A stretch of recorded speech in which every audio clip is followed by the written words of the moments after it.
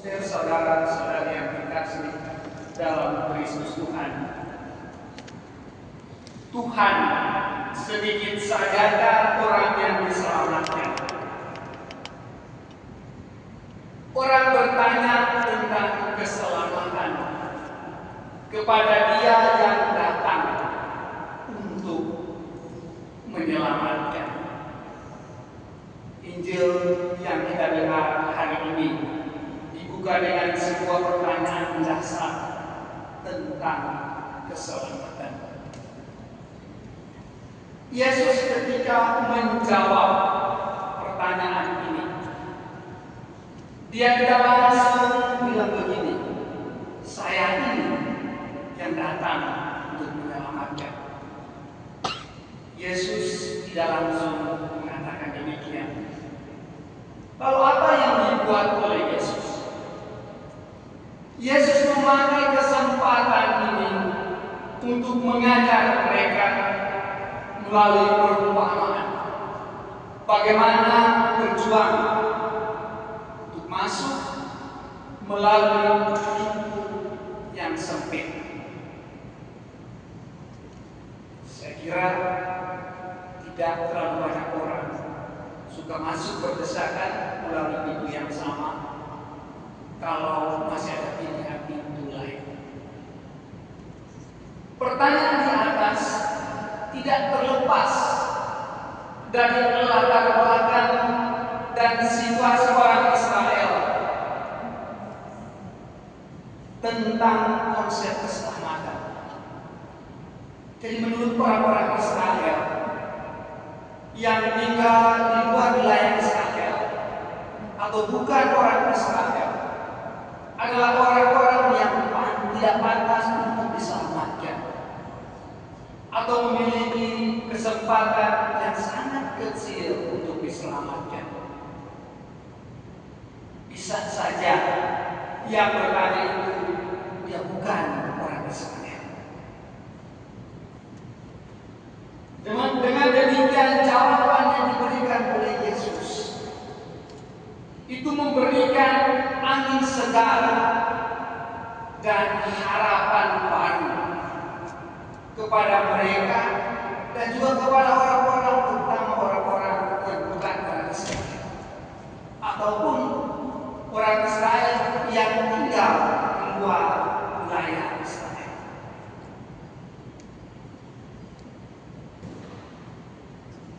Jawaban Yesus memberi mereka harapan bahwa yang mau diselamatkan itu harus berjuang. Jadi orang yang mau diselamatkan dia juga harus berjuang. Dia harus berusaha. Dia harus membuktikan bahwa saya pantas diselamatkan. Bahwa saya pantas memperoleh keselamatan yang datang dari Tuhan. Saudara-saudari yang dikasih dalam Kristus, salah satu cara kita berjuang, Anda dan saya, kita semua, untuk bisa memperoleh keselamatan adalah membangun relasi dengan Tuhan. Salah satu cara agar kita bisa tembus, bisa masuk melalui pintu yang sempit itu adalah membangun relasi dengan Tuhan. Bagaimana caranya supaya kita ketika mengetuk pintu dan ketika kita bersuara di balik pintu, suara kita dikenal oleh Tuhan dan pintu dibukakan bagi kita sekalian. Membangun relasi butuh proses, waktu, dan berkeberlanjutan. Saya sangat yakin di antara kita sekalian, saudara-saudara semua, datang dari tempat yang berbeda, dari latar belakang budaya yang berbeda. Waktu kedatangan ke tempat ini juga berbeda. Dan untuk saling mengenal satu dengan yang lain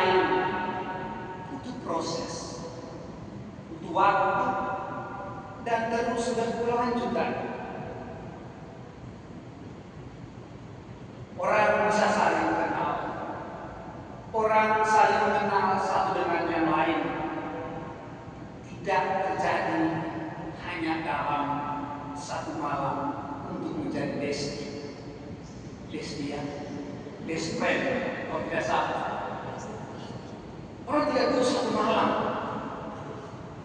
Menjadi teman yang baik, membangun relasi yang baik, kita butuh waktu, proses dan berkelanjutan. Kita tidak bisa bilang begini, dia itu teman baik saya, tetapi 2 tahun sekali baru telepon. Kita tidak bisa, kami saling mengenal, tetapi ditanya kabar, seminggu kemudian baru jawab. Membangun relasi demikian. Semua itu butuh proses. Dan proses yang baik dan sehat dengan penuh kesabaran, saling memberi kabar dengan penuh cinta dan persahabatan, pasti akan berbuah manis. Proses yang baik dan sehat pasti akan berbuah manis. Dan juga sebaliknya, kalau proses yang tidak sehat selalu didampingi dengan kebencian, dendam, iri hati, cuek, cemburu dan lain sebagainya, pasti tidak akan berbuah manis. Pasti berbuah, tetapi mungkin asam. Pasti berbuah, tetapi tidak mungkin bisa dikonsumsi. Dalam membangun relasi dengan Tuhan, pemilik rumah, pemilik kunci untuk dibukakan itu juga sama. Supaya kita bisa masuk, kita bisa dibukakan pintu, suara kita harus didengar.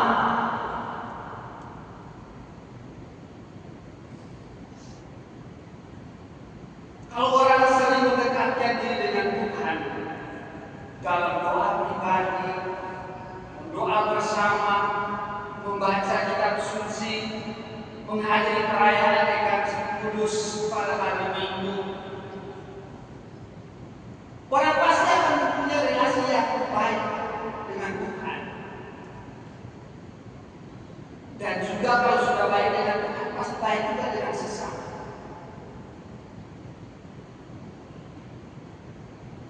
Beda dengan orang yang napasnya Natal dan Paskah, menghadiri perayaan Ekaristi itu pun juga terpaksa.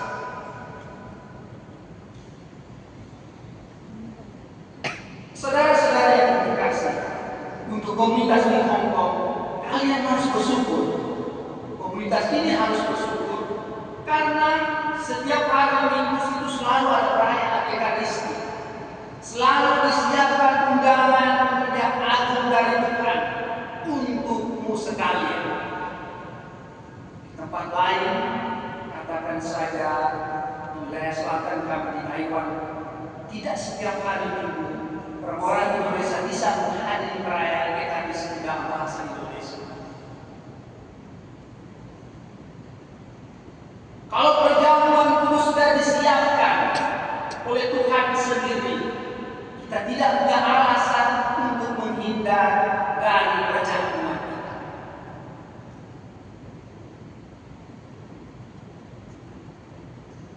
Kalau perjamuan itu sudah disiapkan, kita tidak punya alasan untuk menghindar, untuk tidak menghadiri perjamuan itu. Apalagi perjamuan kudus yang disiapkan Tuhan.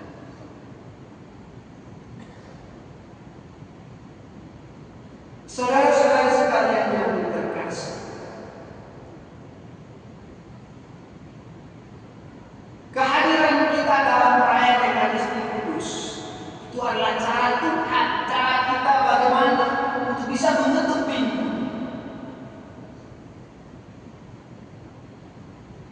komunitas, dan kebersamaan selama hari Minggu. Itu adalah cara Tuhan juga untuk mengabulkan doa kita ketika kita minta berkat untuk kehidupan kita. Karena itu selalu usahakan untuk merayakan perayaan dari setiap hari ini.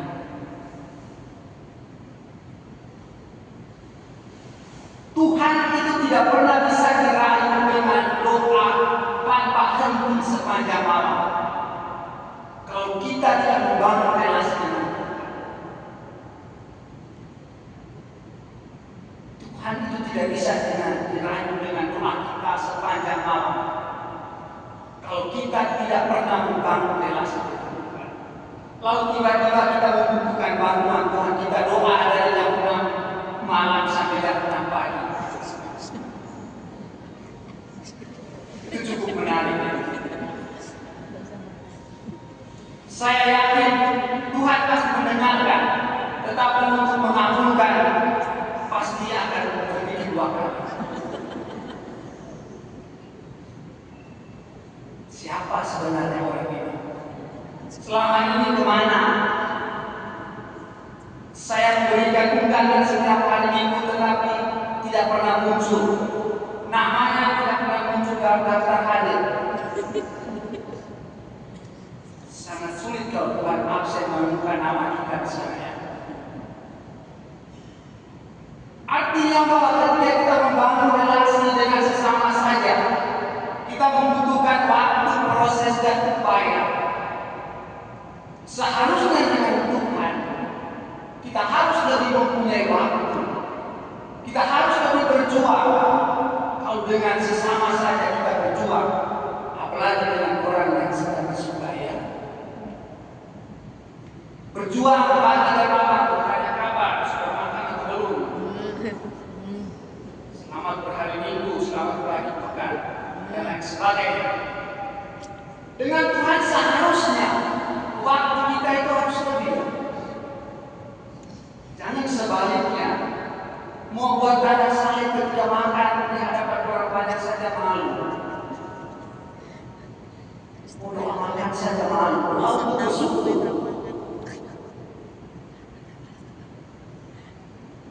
Tuhan yang Maha Agung dan Besar itu akan mengabulkan, memberi kepada mereka yang selalu meminta, yang selalu datang kepada Dia.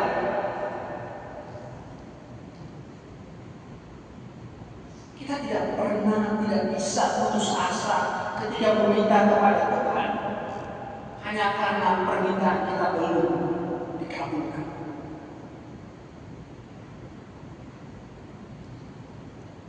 Kita tidak bisa minta sepanjang malam dan menghendaki Tuhan mengabulkannya besok pagi.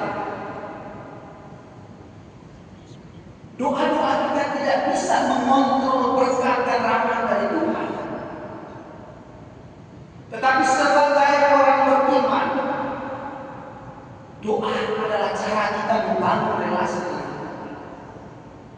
Perayaan Ekaristi adalah bukti bahwa kita benar-benar datang kepada Tuhan. Berkat yang diterima melalui santapan sabda dan Ekaristi Kudus dalam perayaan Ekaristi adalah yang tak terkirakan. Jadi saudara-saudara sekalian harus bersyukur ya, setiap hari Minggu di komunitas ini ada perayaan Ekaristi, di mana bukan hanya santapan sabda yang kita terima, tetapi juga santapan tubuh dan darah Kristus. Karena kita diundang kepada keselamatan. Karena itu untuk memperoleh keselamatan dibutuhkan kerjasama dari kita. Memang Tuhan berkuasa atas segalanya. Keselamatan Dia memberikan kepada siapa terserah. Tetapi dari pihak kita sebagai orang beriman dibutuhkan usaha dan kerjasama.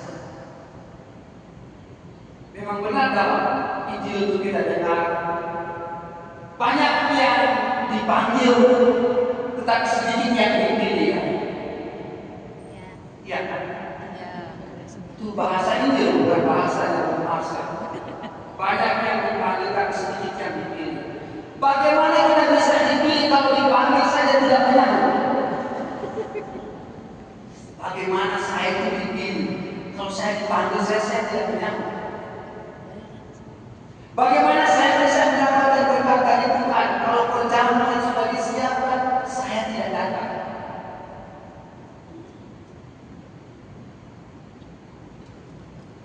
Mau masuk melalui pintu yang sempit, tetapi tidak mau berdesakan. Banyak orang yang mau masuk melalui pintu yang sempit. Saya juga mau masuk. Yang mau tidak mau saya harus berjuang agar segala orang di depan saya, giliran saya.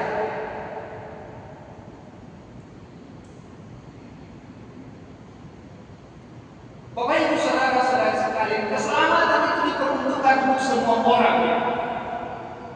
Tuhan tidak pernah memilah-milah keselamatan ini hanya diberikan kepada orang Flores, misalnya ya.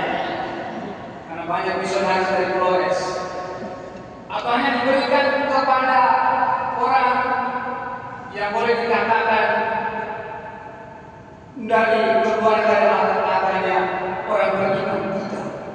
Keselamatan itu diperuntukkan bagi semua orang, bahkan untuk orang yang tak beriman sebaliknya. Tuhan memberikan kepada semua orang keselamatan.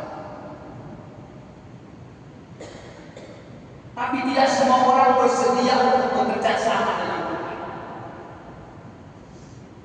Kalau kita tidak mau bekerja sama dengan Tuhan, bagaimana kita mau mendapatkan keselamatan? Kalau saya tidak membangun relasi dengan sehat dengan sesama, bagaimana saya bisa memperoleh teman yang baik yang dikatakan sebagai destiny?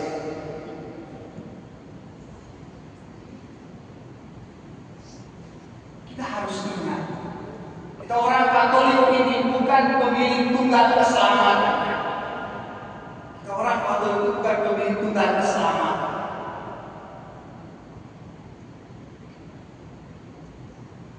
Tetapi bahwa kita mempunyai kesempatan yang sama dengan semua orang untuk mendapatkan keselamatan, yes. Bahwa dengan berdoa membangun relasi dengan Tuhan, saya semakin memiliki kesempatan yang lebih besar. Bahwa dengan berbuat baik kepada sesama, saya membagikan kedamaian kepada sesama. Saya memupuk kebersamaan itu bersama dalam Tuhan. Tapi sekali lagi kita harus ingat, kita bukan pemilik tunggal keselamatan itu. Oleh karena itu bacaan pertama dan bacaan kedua mengingatkan kita sekalian bahwa kita harus membawa juga orang kepada keselamatan. Jangan simpan keselamatan kegembiraan untuk diri sendiri. Dalam bacaan pertama Nabi Yesaya, dalam seruan yang mengingatkan bahwa semua bangsa dikumpulkan dan diselamatkan oleh Tuhan. Hal ini ditegaskan lagi dalam bacaan kedua surat kepada orang Ibrani. Kuatkanlah tangan yang lemah dan lutut yang goyah, luruskanlah jalan bagi kakimu.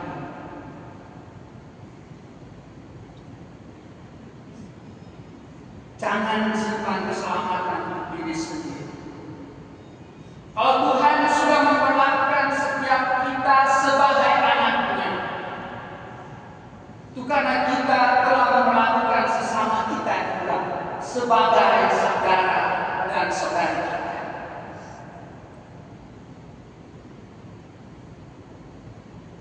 Sekali lagi, keselamatan, sukacita, kegembiraan yang besar sekalipun, kalau disimpan untuk diri sendiri, terpenjara dalam hati sendiri, akan berubah menjadi kedukaan yang besar. Tetapi kalau sukacita yang kecil sekalipun, kebahagiaan yang kecil sekalipun, kalau dibagikan kepada sesama, akan berubah menjadi sukacita dan damai yang maha dasar. Tuhan memberkati. Amin.